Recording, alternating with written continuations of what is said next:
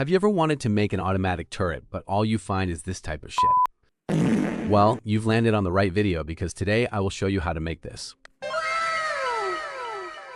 I already made everything, but if you don't want to remain a stupid kid that used free model and don't even know how it's work, I highly recommend you to stay before getting the model I put in description. As that said, let's get started. As you can see, I absolutely didn't get that model from the toolbox. You can see that there is an humanoid and an highlight, but don't worry, I will explain everything later. Now for the scary part, the code. Don't leave. I know seeing 200 lines of code instantly activates your caveman brain and makes you want to copy-paste everything and call yourself a developer. But trust me, it's actually pretty simple. First, we import the configuration module. But what is a module? A module script is basically a file where you can store code, values, functions, or whatever you want, and then reuse it somewhere else. Think about it like a settings file. Instead of having random numbers spread everywhere inside your script like a psychopath, we put everything in one place. It's cleaner, it's easier to modify. Then at the very top, we import it with require. This basically says, hey Roblox, give me all the stuff inside this module. And now let's look at every parameter. Damage. It's how much damage each bullet will do. Fire rate. This controls how often the turret shoots. Lower number equals faster shooting. Range. How far the turret can detect enemies. Projectile speed. How fast the bullet travels. Bullet lifetime. How long the bullet stays alive before Roblox throws it into the void. Destroyable. Can the turret die? Display health. Should players see the health bar? Health. The maximum amount of health the turret has. And finally, hit effect. This enables a little visual effect every time the turret gets hit. Let's try to see how it looks with a low fire rate.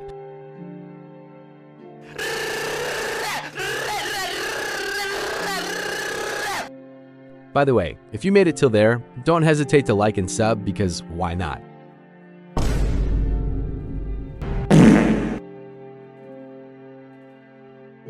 Let's get back to the server script. We initialize some service and variable like run service for our loop, replicated storage for the bullets, the turret itself, the gun, and the humanoid. Let's move on to the update health bar function. This function updates the health bar UI. Pretty simple. It changes the text and resizes the green bar. Nothing crazy here. Now the get target player function. This is where our turret finds his next target. It scans every single thing in the workspace. Then it ignores itself and all the models named turret because we don't want the turret to shoot others' turret. By the way, don't loop through the entire workspace in a real game. That's a terrible idea. Your server will eventually sound like a PlayStation 4 trying to run 5 million games at once. Use players, get players, or put your NPCs inside a folder. Then we check 3 things. Does it have a humanoid? Is it alive? Does it have a humanoid root part? If yes, we calculate the distance, then we keep the closest target. Now let's see the fire projectile function. We start by creating a raycast. But wait, what a raycast actually is. It's basically an invisible line that Roblox sends from point A to point B to see if something is in the way. The raycast checks if our target is actually visible, because shooting through walls is generally considered cheating. Then we clone a bullet, give it physics, make it exist, then we connect the touched event. If it hits something with a humanoid, it does damage. Then we spawn all the cool stuff.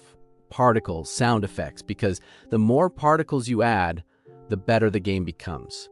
Source? Trust me, bro. Then we add a vector force. This compensates gravity, otherwise your bullet would instantly become an Olympic diver. Then we calculate the direction to point at enemy. Now we enter the main loop. Heartbeat runs every frame.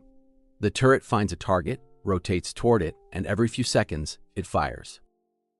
Now let's talk about death. If the turret reaches 0 health, we stop the loop, play explosion particles, play explosion sounds, hide the gun, wait 2 seconds, then destroy it. And that's literally it. You officially graduated from the academy of not using free models anymore. Next time you see a turret in a Roblox game, you'll know exactly how it works. Now here's the testing part.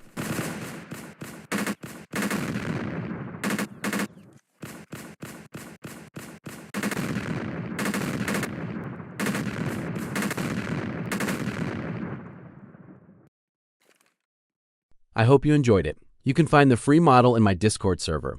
Don't forget to like and subscribe, and see you in the next one.